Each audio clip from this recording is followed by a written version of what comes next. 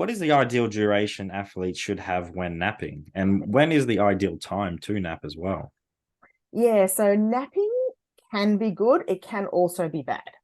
So if you're not sleep deprived, napping is only going to ruin that next night's sleep. So that's the first point. If you're getting enough sleep and you're napping because you're bored or you've got nothing else to do or you're lying on the couch, it's not a good idea because generally speaking, you'll interfere with your nighttime sleep. If you are sleep deprived, the only way to get over sleep deprivation is to sleep. So napping becomes really important, and it does become important for athletes who have to wake up early in the morning, whether it's for training or travel or whatever it is. Then the only way to supplement your poor nighttime sleep is to nap. The earlier in the day that you nap, generally the better, because it gives you more time to build up fatigue so that you'll actually sleep.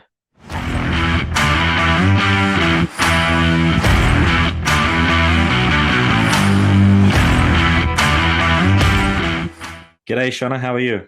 Yeah, good. Thanks, Kieran. How are you doing? I'm doing very well, thanks. How's the weather down there where you are?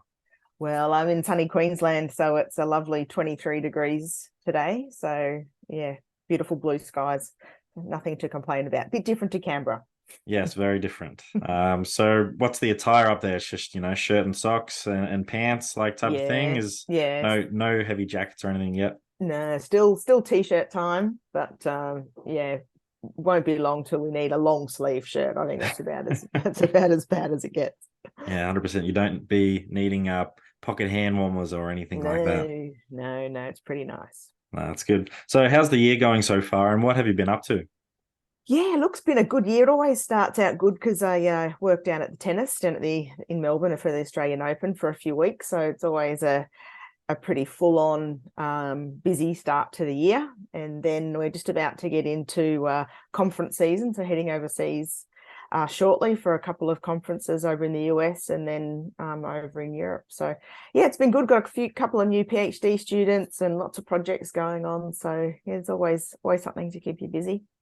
Yeah, it sounds really cool. It's a good mixture of, you're out there on the front lines of the athletes, but then you also go share your knowledge, and then you're also helping, the PhD students come through the ranks as well. So it sounds like a really good mix. Yeah, it is good, and every day is a bit different, which is nice. And ACU are great in sort of allowing and encouraging us to keep those industry connections and doing the work with real athletes. So we've got some projects with the Queensland Academy of Sport and finished one last year down at the AIS with Louise Burke. So yeah, it's really nice to just keep those connections with the elite athletes as well. It's awesome. What's it like working with, the tennis athletes? Like they're pretty big names around the world, and you get to be right there with them and see them after their games and stuff. What's it like working with them? Yeah, tennis is really unique. And prior to working at the down at the tennis, I'd obviously worked in recovery centres, but typically with Australian athletes. So it was really it's really interesting just to see the different perspectives that all the different international athletes have when it comes to recovery, and it's such an individual sport, and they're obviously traveling so much, and when they lose, typically, unless they're playing doubles, they lose they're out. So you just don't see them again. It's a really yeah, and it's a tough sport knowing what time sometimes the players don't know what time they're going to start, unless you're first on in the morning or first on in the evening, you don't know when you're going to start. So there's a lot of waiting around for them, and yeah, it's a really different and unique environment. So Yeah, I fun. guess that's the good thing about rugby is you know when you're going to be playing, so you can prepare before it, and then you know what you can do afterwards as well, because Afterwards. you know the game's going to be stopped by this time. Yeah, exactly. And like if you're playing tennis, you just don't know where you might finish, after round two, and then you're off to the next tournament. Or you could Mm. be, you could go deep into the tournament and there for 2 weeks. So it's just, it's pretty unknown. So they do pretty well to tolerate some of those unique situations. But yeah, at least they're not getting tackled and beaten Mm. up and playing week to week. So there's some different challenges, right? Yeah, 100%. So growing up as a young girl, what sports did you play, and do you still have any sports that you play now in the, spare time that you do get? Yeah, probably typical sports scientist that liked sport, participated in sport, but was never brilliant.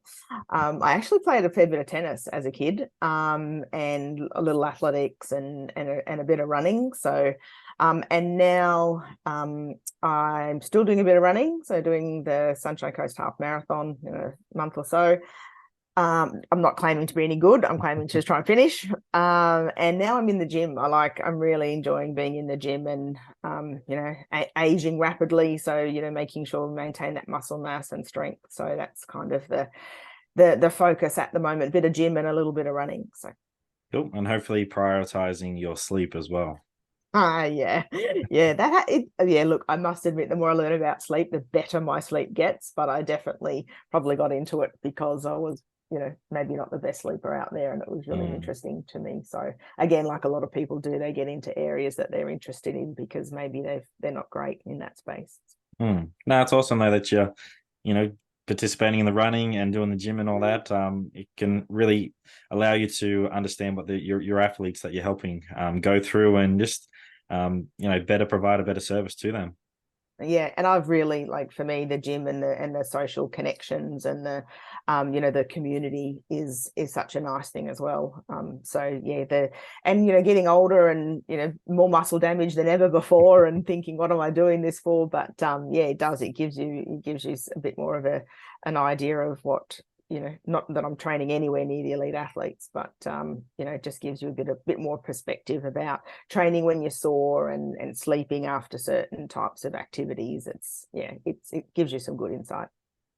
So for our listeners out there who might not know who you are and what your role is, where do you currently work and what's your role? Yeah, so I'm at Australian Catholic Uni. We have multiple campuses across the country. I'm based out of the Brisbane campus. So I'm a professor in the exercise science area, and I'm the Deputy Director of our Sprint Research Centre. So Sprint is Sports Performance Recovery, Injury and New Technologies. So my role at ACU is primarily research. I do a little bit of teaching in the master's program, but I'm mainly researching, so supervising doctoral students, some honours students, and trying to get money in to do research projects around recovery and sleep and athletes, but also with consultancy and industry engagement as well. So. No, it's a very interesting role. And did you always want to become a professor and, do research at university and also teach as well? No, yeah, it's a good question. No. I was always interested in sport. I think, like, my dad was a PE teacher, and I was always thought I'd end up being a PE teacher, and then sort of got to uni and kind of really sort of liked the sports science side of things. And then, as a lot of us do, end up going into doing a PhD because, you finish an exercise science degree and you kind of don't really have, you're sort of a jack of all trades, I guess. And so having to specialize then became sort of really important. And then the job at the AIS came up, and that was really the dream job, working, day to day with athletes and being able to do research. Now stepping into, I guess, academia doesn't actually feel that different, which is quite nice. So we still engage with real athletes, probably not as much, obviously, as I did at the AIS, but still supervising students and conducting research just to try and answer questions that are relevant to athletes and to the real world. I think probably the main difference is, you're not here in cold Canberra, you're up there in Queensland. Yeah, it's kind of one positive, right, Yeah. of the shift. That's awesome. So let's dive into the topic of sleep. It's such a fascinating topic, and the one that I think athletes might not know enough about. So how important is sleep to athletic performance and recovery?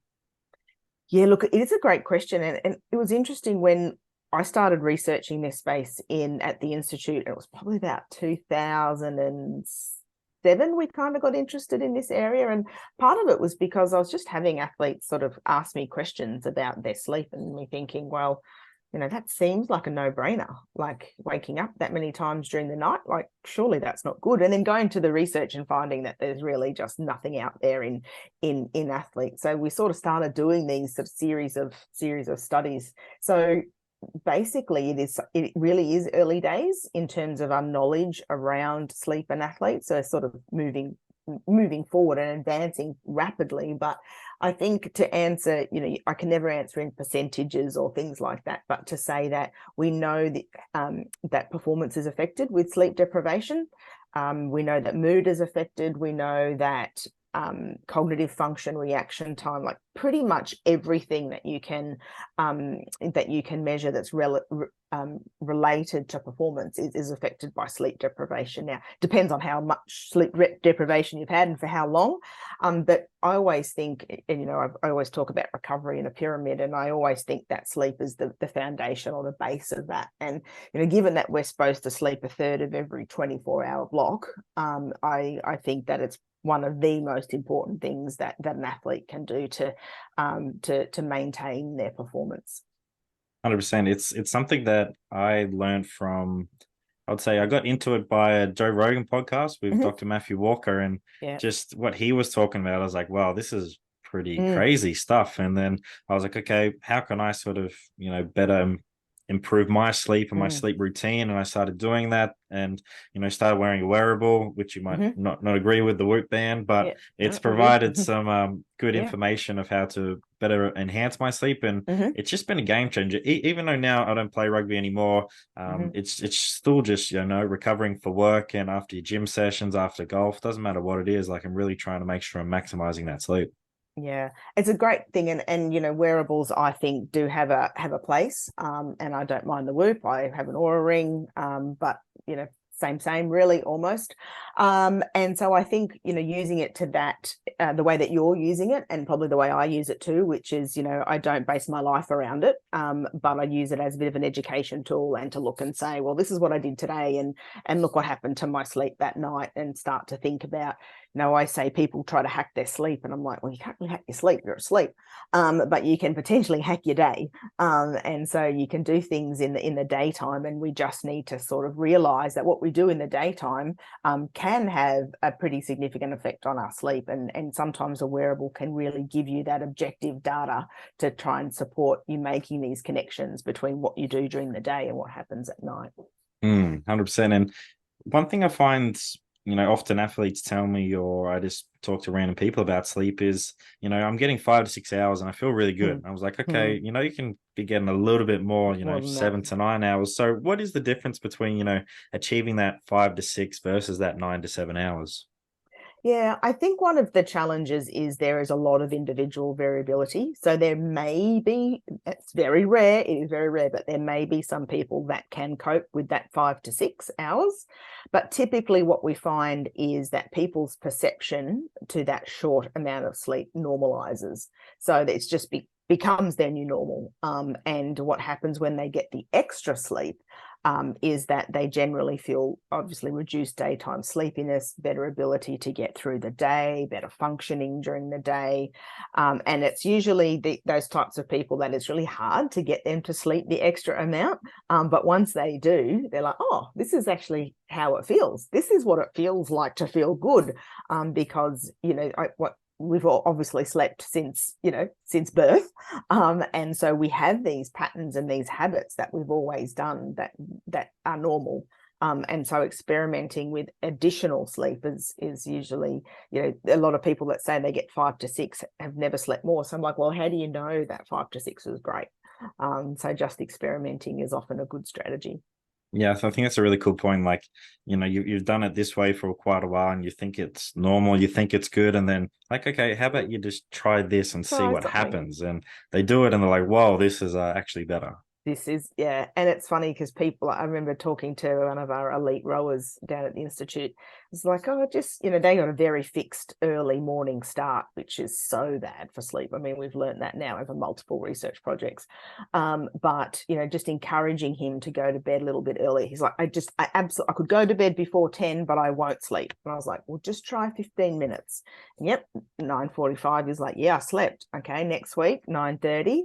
Yep, he slept. And so we have these fixed ideas. Oh, I would never sleep if I went to bed before 10. Well, try it, and see how you go, and give it a a period of time to try and adjust to that. And most people can get extra sleep by going to bed a bit earlier, because for many of us, our mornings are fixed in terms of our wake times, whether that's training, whether that's work, whether that's, our own exercise that we want to do, or other people waking you up. Whereas the thing we have a little bit more control over is our bedtime. So trying to encourage those to be a little bit earlier to get your duration is not a bad way to go about it. So when you talk to an athlete to go to bed a bit early, would you just say to start off 15 minutes earlier, and we'll give that a week or two, and then we'll try 20 minutes, then 25, then 30? Yeah, I think something that's achievable early on, because I think if you tell people, well, to get your 9 hours, you need to go to bed at 8 o'clock, they're just not going to listen. And it's probably not going to happen. They're not going to be tired enough, or they're not going to be sleepy. So, yeah, small chunks that are sustainable and achievable. And, we know that's the way typically to get good habits, is to do things that you can do long term. So yeah, something like 15 minutes, and then maybe 20 minutes or 30 minutes, just keep increasing it in small amounts, and recognizing that sleep is often really variable night to night for people. So just because it doesn't work on one night doesn't mean it might not work 2 or 3 nights later. So you've just got to give it a bit of a chance to, whatever your intervention is, give it a little bit of time. Yeah, and I think that also applies to many other things. You can't just nail it straight away, Straight away. and Yeah. it's just like me with my golf swing. I can't nail it every single time. It takes a bit of practice and a bit of time, but if you trust it, you'll eventually get there. Yeah, it's exactly right. I mean, it's all about consistency when it comes to sleep, and we know that no one sleeps perfectly every night of the year. Even the best sleepers have bad nights here and there, and so just it's what you do. The average of your behaviors, and if more nights than less you're consistent, then then that becomes important, because you're right. No one's going to be perfect straight up, and we have to accept that we're going to have some bad nights here and there. 100%.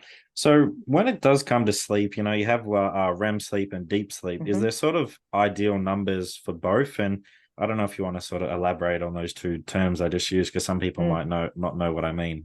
Yeah, so essentially sleep is broken into stages, REM sleep and non-REM sleep. When we talk about non-REM sleep, we talk about 3 stages, 1, 2, and 3, with stage 3 being that deep sleep that we talk about.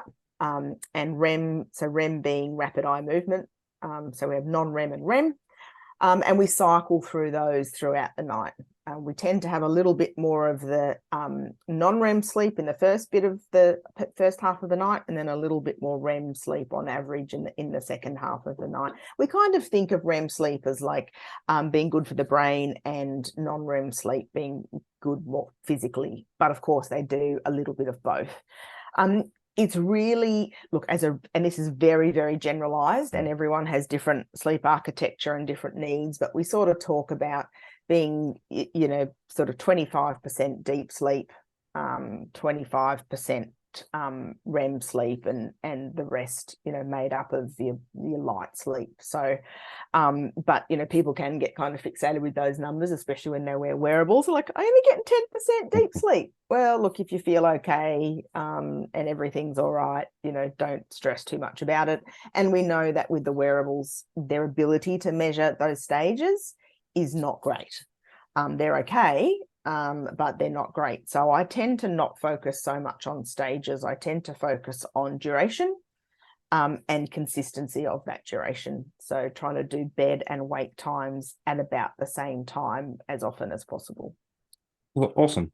But yeah, it's definitely one thing. If you do reduce your own study into sleep, you will see the things of deep and REM sleep, and at least now you know a very basic terminology of it. And if you want to go deeper into it, definitely do it if you want to. But yeah, those wearables, they're a good guide, but yeah, there is some error there. So don't take everything, 100%. And I always tell the athletes to to judge things a lot off how you feel. Some of the scoring that's used in some of these wearables in terms of like readiness and recovery are not amazing. We don't know how they're calculated, so just use your wearables as a guide. Focus on your duration, focus on your consistency, and work on that part of your sleep, because that's the bit we're really comfortable that they get right. 100%. So after games, it's a common thing in rugby to have a few beers and maybe Yeah. go out on the town as well. So when drinking alcohol, what does this do to the body's ability to sleep? Yeah, we're actually doing some work in this space at the moment. And it is really interesting, because generally speaking, the second half of sleep is quite disturbed with alcohol consumption. So you get quite lighter stages of sleep would be the sort of best way to summarize it. So if you think about it, you're trying, alcohol is technically, not good for the body. So you're trying to eliminate it. And, normally when you're asleep, you're trying to, repair and regenerate and recover. But when you've had alcohol, the body's trying to get rid of it, try to process and filter it and eliminate it from the system. So the body's working when you've had alcohol. Now, we're trying to get more of an understanding of how much you can have before your sleep is disturbed and when you can have it. We're still not there yet, but some general guidelines that's relatively well accepted is, you probably don't want to go to bed with a blood alcohol content over 0.05. So if you can't drive a car, we shouldn't be driving a car. Then ideally you're not going to sleep with that level of alcohol because it really does disturb your sleep. So people tend to use it because it helps them fall asleep. So it has a sedative effect, but we need to remember that sedation isn't sleep, right? Sedation is sedation and sleep is sleep. So your quality of sleep with alcohol is reduced, and it is actually one of the worst things you can do for your sleep. So there's been some studies done looking at heart rate variability during sleep, and the only thing that compares to being quite ill in terms of the negative effect it has on heart rate variability is alcohol. It's just not great. Unfortunately, for those of us who love a glass of red, small doses are probably okay, but when you're getting a little bit into that higher amount, it's definitely disruptive to sleep. Yeah, even just looking at my data this week. So we had a function after footy on Saturday, and had a few drinks, went out in the town for a little bit, and then my recovery score from my whoop, I think it was 25 the next day, because I didn't really have a good sleep and all that. Like I still got maybe 6-7 hours, but just the quality of the sleep wasn't there. But then I started to slowly see the rise. Oh, sorry, the decrease in my heart rate and heart rate variability type thing. And you see that sleep recovery start to come back up during the week. And now it's back to what I would consider a baseline. So it does take a bit of time for you to get back there. And you don't know sort of those negative effects from that one night. If you're not fully recovered on Sunday and your training's coming around Monday, you're probably not going to get the best out of that session. Yeah, look, and that's one of the best things about wearables, is giving you insight into your own behavior and seeing really clearly the effects that it has on you as an individual. And I think while, I often say this, athletes are human, and, they have to have a good time and let off some steam and all those kinds of things. But when you really mess up the consistency of your sleep by having really late nights on, say, a Saturday night, and especially if that's combined with alcohol, coaches often want to, hit you hard on a Monday because you've had a day and a half off, or more or less, but somewhere around that. And often athletes are at their worst because they've had really disrupted sleep, or they've napped a lot on the Sunday and then they didn't sleep much on the Sunday night. So it's that really hard balance, because you don't want to say don't go out and have some fun. But the start early, finish early kind of approach for me, I think is one of the best things that we can kind of advise, and try to get to bed at your normal time and just try not to be too excessive around your alcohol consumption. Would you say, limit that type of sort of binge drinking and try and have a bit of water in between drinks, and making sure that your stomach is full of food as well, to sort of delay that effect of, smashing drinks all the time?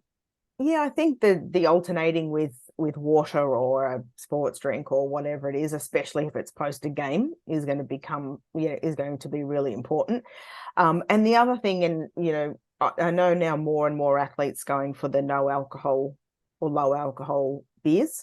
In particular, I don't drink beer, but by all accounts, they're getting better and better. And for a lot of people, that the alcohol consumption is around socializing.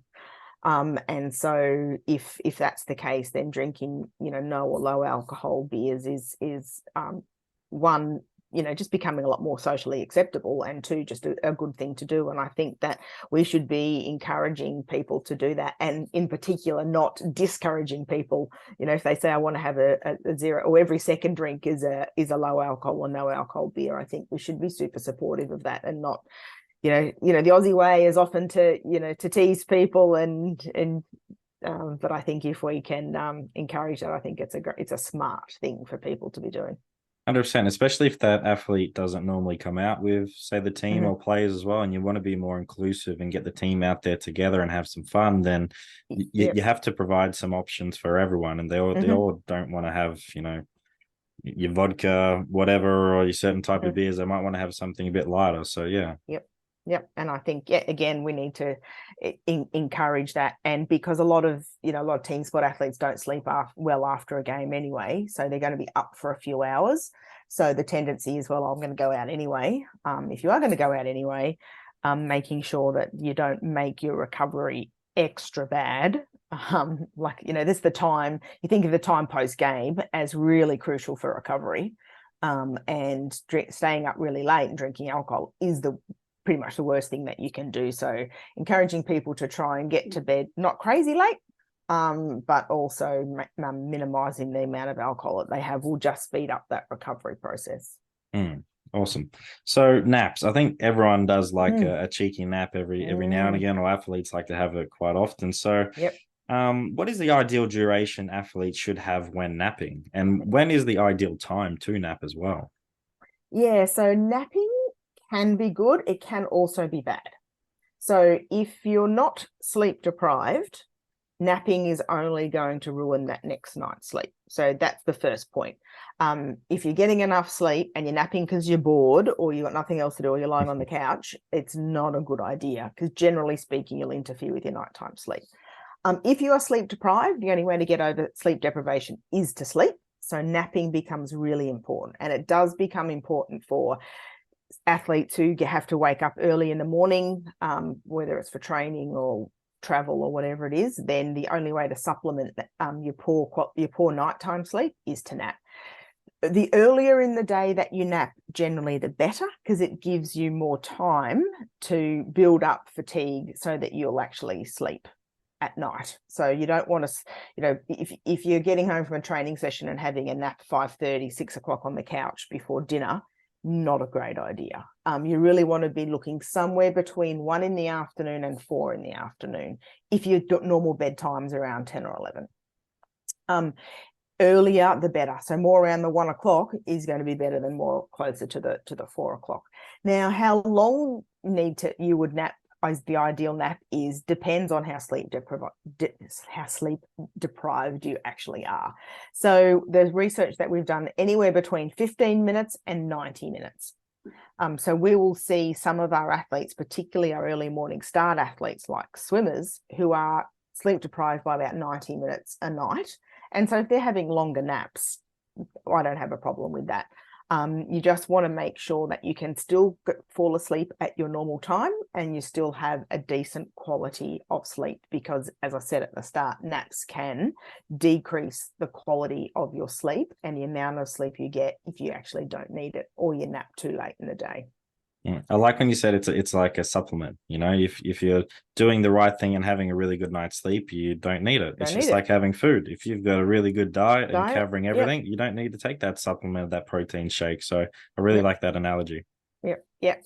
That's the way to think of it. It's not always necessary. But if you're deprived or you're deficient, then yes, it is. It becomes very important. I feel like I'm really good at having those 5 to 15 minute naps. Mm-hmm. Like I don't think I can go any longer. So it must be my body telling me like, hey, you might just need a really short one Short to one. then restart everything and then go for the rest of the Okay. day. Yeah. And I think a lot of people will understand that feeling is you have a little nap and you feel good. And then there's other times where you just can't quite wake up and you actually probably need more. You actually could continue sleeping because you're either sick, which can happen, or you're really sleep deprived and your body's just saying, give me more sleep. I need more. One thing I did find interesting with, I'm pretty sure it's LeBron James with his routine is no matter what time he's playing that day, he will always have a nap before a game. So Mm. I think there was a game maybe earlier in the day at one stage, look around 11 or 12, and he said, yeah, I'll wake up early that day, do my routine, and then have a nap Mm. however many hours before, then go Mm. to the game and play. And I found that really interesting because it's sort of now a ritual that he has to do to perform. Whereas Mm. if he just had gotten a good night's sleep before, he probably wouldn't have to have that nap in the morning to play a midday game. Mm. And I think I 100% agree with that. I also think one of the challenge with obviously with the NBA is not just the different start times, but the significant amount of travel. And so our understanding of sleep in the NBA is that it's really, really tricky. They don't get a lot of sleep. And so for him, just finding he might not, I mean, he's saying he wakes up early, but he just actually might not. He might be so sleep deprived just as a function of the game and the travel and the environment that he just has to have a nap before every game. And that may be from a sleep deprivation perspective, or it could be, as you say, a habit, and it just makes him feel really confident that he's fresh and ready to go for a game. So I do know a lot of people a lot of players, mainly night matches, will sleep during the day if they can. Some are particular, like maybe a little bit more wired and just can't sleep during the day. But when you think about it, if you're someone who would normally go to bed at 10 p.m. and you're expected to be playing or close to finishing at 10 p.m., that's the period of time that you'd normally be winding down. And so for some people, having a nap during the day is the only way to make you feel like you'd be able to perform when normally you should be close to falling asleep. Okay, so if you are playing at night time, would you say have a bit of a sleep in that day, or would you say just wake up at the normal time that you do and then find a time in the afternoon if you are feeling a bit sleepy to have a nap? Yeah, I think that one's really individual, and I think it will come down to so many things like, can you nap during the day? Where are you? What are the opportunities that exist? Are you someone that can nap? Are you someone that can actually sleep in? People may not be able to sleep in. So that's one that I always say, here's sort of best practice, which is probably to sleep in the morning and then play. But and because the benefit of that is the napping during the day could actually interfere with the nighttime sleep that night.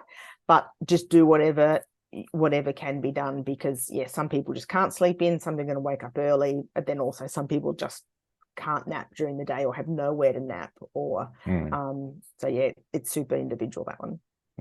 So here in Australia, it's sort of halfway through the in season for most sports. So definitely try and I would say play around with your sleep now, and try and work out some things. But the best time is probably during the preseason. Like experiment what you want to do on a trial game, so you can do all these tips Shona's told us right now and experiment to see what works best for you. But if you're in the in season right now, experiment not too much. Just try some little things, I would say, that you're learning from this episode. Yeah, and I'd say like game day, definitely, maybe not mix things up too much. But during the week, if all you're doing is adding an extra 15, 20, 30 minutes to your sleep, then no problem. Maybe, if you're going to start wearing a wearable, might not be the greatest time, depending on, if you're happy to wear it for 1 or 2 weeks and just get some insight, that's fine. But if you're someone who's a bit anxious and think they're going to stress about the numbers a bit, then maybe wait until off season, pre-season to start to look at that. Hi everyone, we just want to take a quick break from this episode. We hope you're enjoying this episode so far and all the content we have produced. We appreciate all the support from our listeners and followers so far. If you haven't already, sign up to Elite Rugby S&C blog today. You'll find our website link in our bio below. Remember to like, subscribe, and share Elite Rugby S&C on all social media platforms to all your family and friends. Thanks again for all your support, and now back to the episode. So when athletes are having trouble with sleeping, it could be for many reasons, as you know. What are some sleep tips that you like to provide if you've got 2 to 3 or 5 top tips that you go to? Yeah, I think the first one would be to so these would be the things that I see athletes do wrong the most or could improve on the most. And that would be their consistency. So bed and wake times as consistent as possible. Now, obviously, if you're playing rugby at night once a week, becomes a challenge. So one night a week is probably going to be quite different. But if you have a day off the next day, just trying to maintain consistency. So not going, I don't have to get up tomorrow, so I'm going to go to bed at 3 a.m. Because that looks like shift work, that looks like, or time zone, travel. So let's just try and be as consistent as you can. I think that's the number one thing. Then I would look at things that are done during the day. that may influence nighttime sleep. So it could be caffeine, it could be social media, it could be gaming. For some athletes is really popular, and just to look and see if that's what gets in the way of your consistency. But I think caffeine is a good one to kind of look at. And then look at your room environment. Is it cool? Is it dark? Is it quiet? That would probably be my three things: is to look at consistency, look at what might be happening during the day, and then look at your bedroom environment as some quick steps. Yeah, the bedroom environment's probably one of the biggest game changers for me is making sure that there's no light coming in outside, because the moon can be quite bright, or the next door neighbor's left the light on next door and you're like, come on, what the hell are you doing, mate? Come on, can you turn it off for me? And just having a cool room as well has made a massive difference for me. And adding to that routine as well is also doing a bit of foam rolling and stretching before bed in a room that's I got a smart light that I can just control and turn down. It's like a dimmer switch. Those two things just put me straight to sleep, and reading my book before bed I just get knocked out straight away and can have a really good sleep. Yeah, a pre-bed routine is a really good thing to do. And if it's stretching, and have a shower, read a book, whatever it looks like, and you repeat that all the time, it's a great thing to do. And then if you pick something that you can take when you're traveling, that can really help too, with that sort of first night effect when you're in a hotel or somewhere different, and you'll never sleep that well, but doing some of your routine things can be really nice. And another one that's popped in my head as well is, if you want to, take your own pillow with you, because that could be the issue itself as well, having a really shitty pillow from the hotel and you're trying to stack three together because it's too soft or they're too hard. Like, maybe bring your own travel pillow.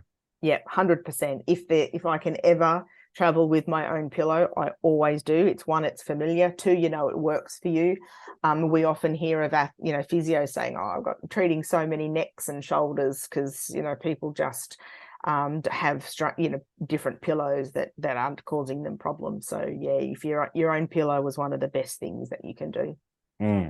So if athletes or coaches are looking to purchase some wearable devices to track their sleep, what are the best devices in your opinion? Yeah, look, most of the wearables, even regardless of price, they will measure bed and wake time, and so sleep duration and quality as a percentage. They all measure that pretty well. We call that two-state sleep. Are you awake or are you asleep?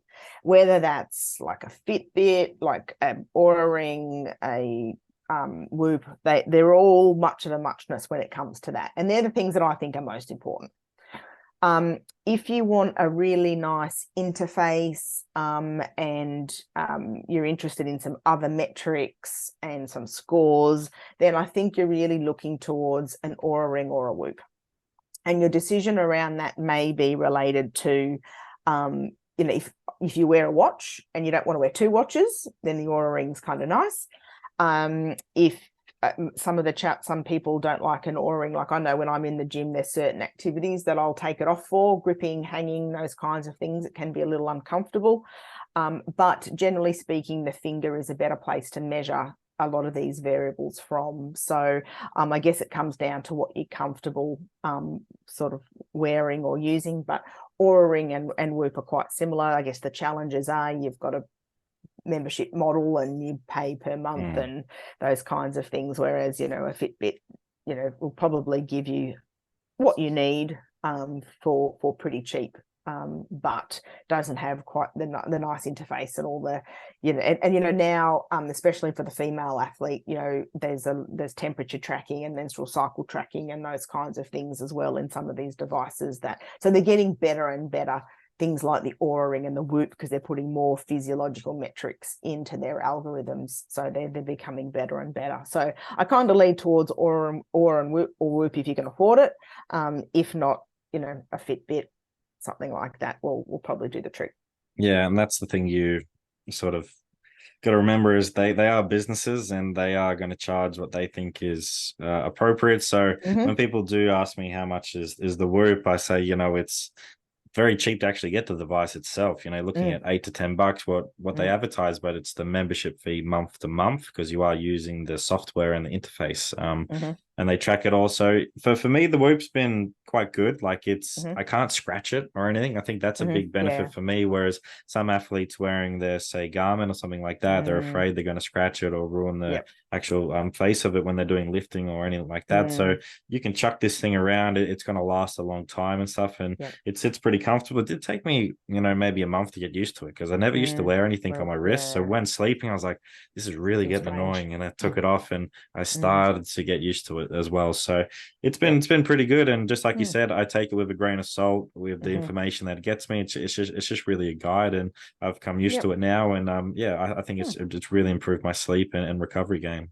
Yeah. No, awesome. Yeah, it's good. It's good to hear the positive stories where people are taking, as you say, some of the metrics with a grain of salt, but overall it's improving your sleep. And that's what we want for these devices, right? We want them to be an education tool or a conversation starter with someone else to say, hang on, I've got this, excuse me, I've got this measure or this metric or this score.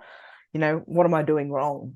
So yeah, you're using it in 100% the right way. I have seen people just stress out about the numbers too much and just get all caught up in their head about one bad Mm. night and not enough deep sleep. And then, for those, we just say, well, just don't wear it. If we're working with a team of athletes, so we use the Aura Teams system, we can collect all the data, but they not see all of it. So we can restrict what they see on their app if numbers and things like that become stressful. So we've got the information if we want to make some change or some education. But for them, it's just they're not paying much attention to what they're actually seeing. So you can play around with the metrics to help people and to avoid some of the negative Mm. sides of things. Oh, that's great. So, if you were kicking back on the couch and relaxing on the weekend, what sports would you be watching if you're into watching sports? Oh, yeah, it's funny. I probably watch less sport now than I used to. Obviously, when I worked at the institute, lots of athletes and you tend to watch a little bit more. My dad's an AFL tragic, so it's probably the one that if I got on the back, probably more in the background rather than watching. But when it comes to, obviously, I watch everything I can at the Olympics, but I've always loved watching track cycling, particularly in person.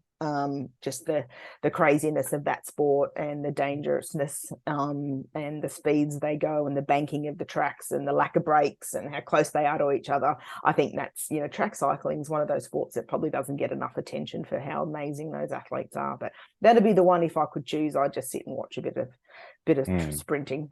It's always interesting because, track cyclists would look at rugby and be like, nah, I don't want to play that sport. It's too dangerous. And then, me Yeah. looking at track cycling, I'm like, you're going around those corners pretty fast and you're in a big group. If one Yeah. person goes down, you're all going You're down. all To going me, that's down. crazy. Yeah, it is. It's where the risk of when something goes catastrophically wrong, it goes catastrophically wrong, right? Mm. So, but yeah, I mean, I'll watch any like national, like if the Wallabies are playing, if the Socceroos are playing, Matildas are playing, I love the national level kind of stuff too. Is pretty cool. Mm. That's awesome. So, what are the most important things athletes should know when it comes to recovery?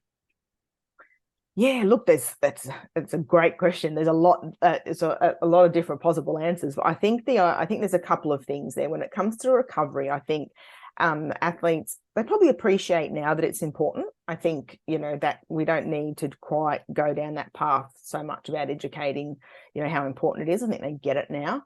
I think prioritizing it and including it in the program helps to do that. I think we often just program training. We don't program in recovery. So making it a part of the training program and having aspects of recovery as just non-negotiable, like there's just things from a recovery perspective that need to be done. Like if you want to adapt and you want to improve over time, then having good recovery is really important. But then to think about things like sleep and nutrition as being the foundations and not going to the easy fad quick things that might take you 10 or 15 minutes when the foundations of sleep and nutrition are not met. Like you can't skip the foundations and expect to wearing compression garments for 10 minutes is going to solve all your problems. So just focusing on the foundations would be my biggest piece of advice. Yeah, if you can nail your nutrition, hydration, and get a really good sleep routine, then you're just adding those other modalities on as, those extra one percenters that could Mm-hmm. potentially help, or just make you think that they're helping as well, which is also a really good benefit. So Yep, yeah, just like you exactly. said, really make sure you get those foundations down packed. Mm-hmm. Yeah, totally. So there are so many, modalities out there. Is there certain Mm. ones athletes should avoid? Because there's just too many to pick from nowadays, and it can get quite confusing at times as well. Mm. I don't know if there's any that I would really avoid if you're doing everything else right. So if you've got your, as we say, sleep and nutrition, and then you're experimenting with other things, I don't think there's many things that are harmful to recovery. And a lot of athletes will just instinctively not do that. There's a little bit out there around, obviously, chronic ice bath use after resistance training. But most of the data there is around muscle size, not strength, in terms of the negative effects. But if I'm going to be conservative with athletes, I'll probably look at more hot cold instead of cold immediately after resistance training sessions. But look, apart from that, I think there's things that you could potentially do that are maybe a little bit of a waste of time. But I don't really have a problem with that, as long as athletes are doing the foundations and they're not skipping out on the important stuff to just go to the quick and easy things. I would say be careful with the cryotherapy, because it Mm-hmm. reminds me of one of the Hard Knocks episodes. So Hard Knocks, they follow one of the NFL teams during the preseason. So Mm-hmm. Antonio Brown, who's quite a character Mm-hmm. himself, he went and did one of these cryo sessions, and I think he must have not worn socks, or he did something stupid, and he Yeah. didn't wear the Yeah. appropriate socks, and then he got those blisters on his feet, and he Mm-hmm. couldn't run for like 2 to 3 weeks. So just be careful with some of them. Yeah. And look, I mean, that's the often athletes think a little bit of something's good, and therefore a lot of something is much better.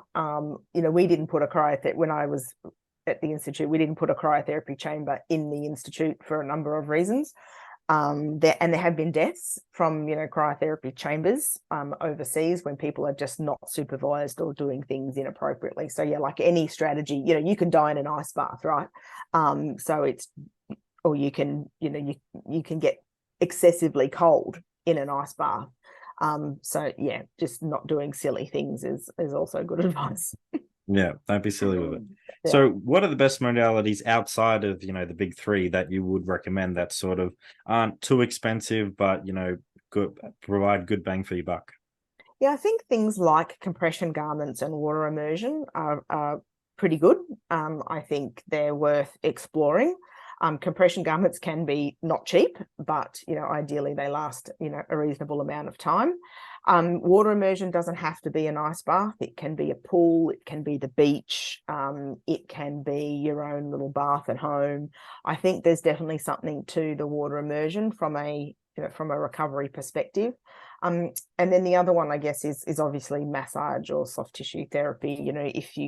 If you can't get a massage yourself, doing things like foam rolling or the massage guns, if used right, can be beneficial. No substitute for professional assistance.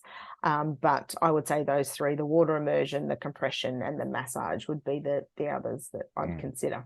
It's so much better when someone else is massaging you and you instead of trying to do it yourself anyway. You can really Yeah, relax relax. and, Yeah. slowly fall asleep as well sometimes. So it's so much better when you get a professional to do it. Yeah, and it's interesting the number of athletes that will say, I'll say, do you nap? And they'll say no. I'm like, do you fall asleep when you have a massage? Oh, yeah. And so yeah, obviously depending on the type of massage, some of them hurt too much, right? But I would say whether people talk about massage increasing blood flow. I don't think it kind of really does, but in terms of managing potential injuries, areas of tightness, and then just pure relaxation, then yeah, I'm an advocate. Yeah, and I really do like the hydrotherapy, just the water immersion, getting in the pool, doing some active stuff, and then you can go jump in the spa for a little bit. And if you like the Yep. steam room and sauna as well, Mm-hmm. it's just a great way to sort of change it up, and you feel really good, leaving the session after, you might have played a big game the day before. It's just you've gotten out of the house, you're not being a couch potato, and you're getting some active recovery into the Mm. body.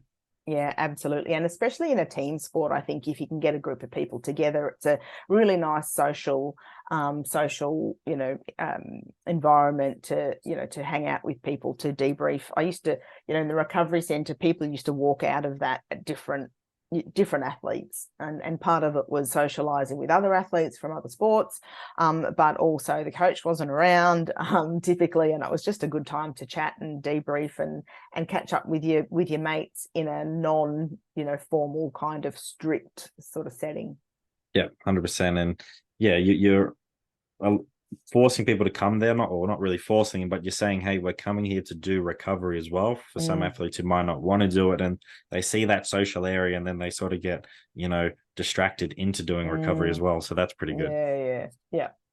There's different ways to skin a cat, we always say. Recovery is just not all about let's do some cold water to decrease inflammation. Like, there's so many other things that go on with water immersion, recovery sessions, and social environments and engagement that we don't often consider.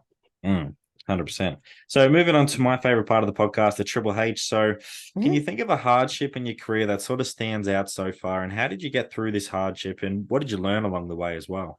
It's a really good question. And I don't know whether I was lucky or ignorant, because early days, I would say, I look back now and I think, there was definitely some trickier times back at the Institute, but didn't really recognize it at the time. And I think there's some challenges around being a female in a male-dominated sort of industry that I didn't really recognize at the time. But I think now, being older and wiser, I would probably have been better at standing up for myself. But I think now it's probably more about standing up for the people that the next generation of people coming through. Doesn't always have to be, females. Obviously, I think being young in a high pressure environment can be difficult, and there can be the tendency to just go along with things because you don't want to rock the boat. You want to be someone that's worth working with, because so I think there's definitely some previous challenges in that space, and I guess the learnings are that I would handle things maybe a little bit differently, but maybe more for other people than I would for myself. Yeah, it's setting up that legacy for the next person is really important as well, because you want to have that role down packed and in a really good position, and it might have taken you quite a while to get there. But if you know you are going to be moving on eventually, like, hey, can I set this role up so it's not easy, but it's a nice transition for that next person to come in and really thrive and not have to, fight the same battles you're fighting and pulling your hair out. And you're like, come on, really?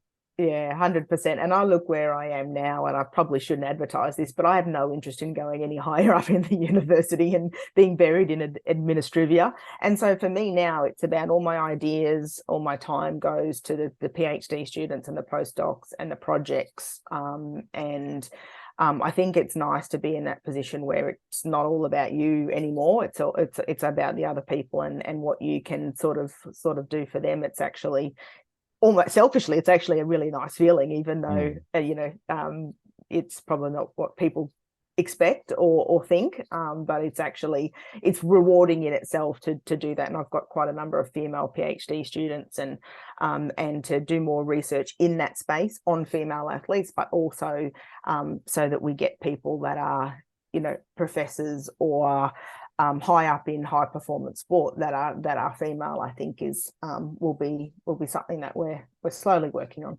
Yeah, I think that's the really exciting part, is doing more research on female athletes and elite female athletes, because there are differences between males and females in certain areas. So we've got to make sure that we're not just applying a one fits all type of approach. And it's really cool to see more research, and also the growth of women's sport. It's awesome to see, and I just can't wait to see what it is going to be like 5-10 years down the track. If it's pretty good now, like, it's going to be even better in the future.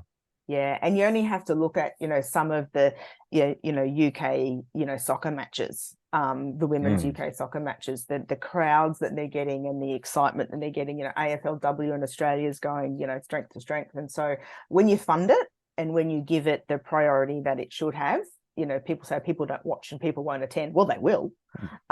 So if there are people that are watching and attending and getting into it, but the more we promote it, and I've got a bit of a role with FIFA and their women's health initiative, and I'll be in Sydney for the women's the World Cup soccer, and I can't wait. I think that's going to be massive for Australia. Sam Kerr can't say, we can't say enough about her. So let's hope she's at her best. But I think that will be huge for sport in Australia. Yeah, exciting times ahead. So who is your hero, and why is this person your hero, or if you have multiple heroes? Yeah, that's I kind of think out loud. I don't really have any heroes, but I guess my science hero would be Dave Martin, who I worked with at the Institute for a long time, physiologist.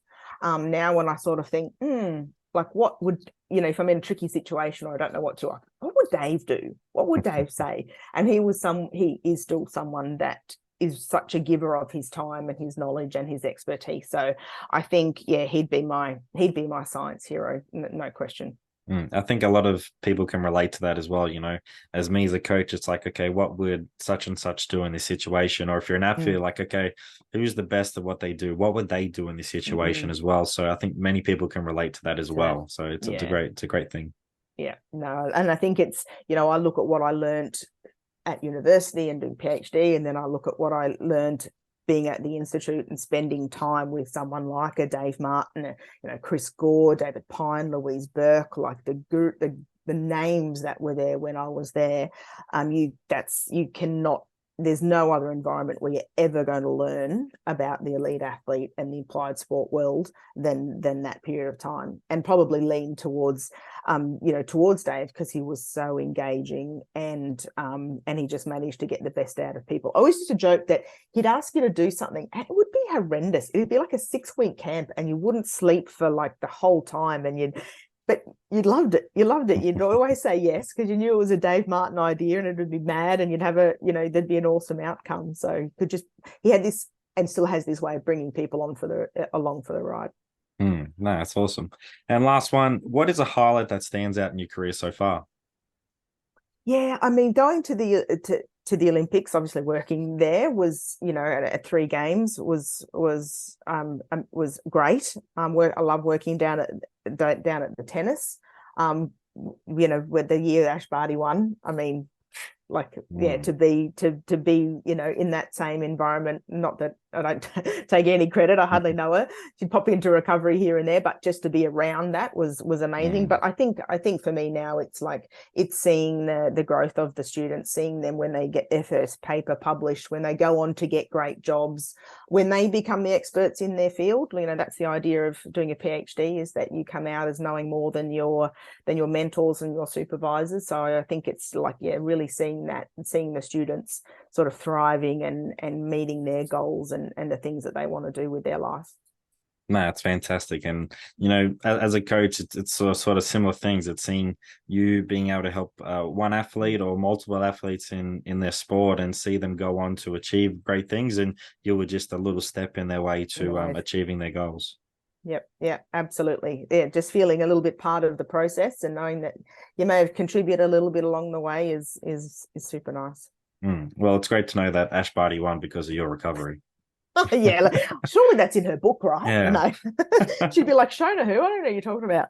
Yeah, that's awesome. So who should be my next guest on the podcast? Is there any fellow professors, coaches, athletes that should jump on for a chat that comes to mind? Yeah. One of our postdocs at ACU, Susie Russell, she's doing some really great work in the mental fatigue space, which I think is just a bit of a hot topic. So she's a really interesting one. Got a great PhD student, Carissa, who's doing some really nice work in caffeine, which is again a bit of a hot topic. I mean, your Dave Martins and these kind of people are always great and engaging on podcasts. So yeah, there's definitely a few people around that you could reach out to. All righty. I think it's great that we've had you on today because it's reaching into research that can be applied sort of straight away and knowledge that can be shared straight away to athletes and coaches and whoever else listens to this podcast. So if people do want to sort of reach out and find you on social media, where should they reach out to? Yeah, probably the only one I'm really active on is Twitter, and that's really mainly around new findings and new research and things like that. So that's where I'm probably easiest to find, and I'm just like Shona Halson on Twitter, so pretty easy. I think there's only one of me, which helps. Yeah. So thanks for joining me today, Shona. It's been awesome to get some great knowledge from you and sharing all the research and experience that you've had. Yeah, thank you very much. I know everyone's going to get a lot out of this episode, and all the best for the rest of the year. And thank you again for joining me today. Yeah, thanks, Kieran. Thanks for the good questions and the great chat. Appreciate it. Thanks for tuning in to another episode of Elite Rugby S&C podcast. Remember to like, subscribe, and rate Elite Rugby S&C on Spotify and YouTube, and make sure you follow us on Instagram. Sign up to become a beast via the link in the description or via Instagram page. Also, don't wait, make that good decision and join Elite Rugby S&C today and take your game to the next level.